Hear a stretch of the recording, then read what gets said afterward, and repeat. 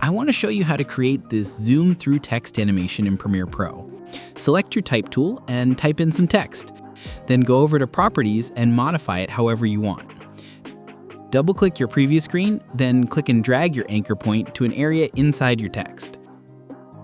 Click the stopwatch icon beside Scale, then move your timeline slider ahead a few seconds and increase scale.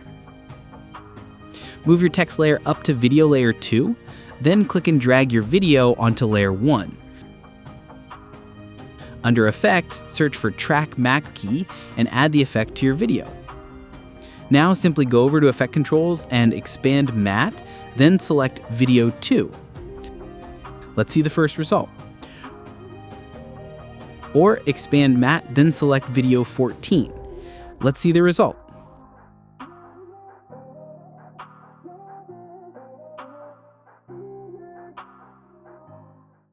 Let's solve together. Put your like and subscribe.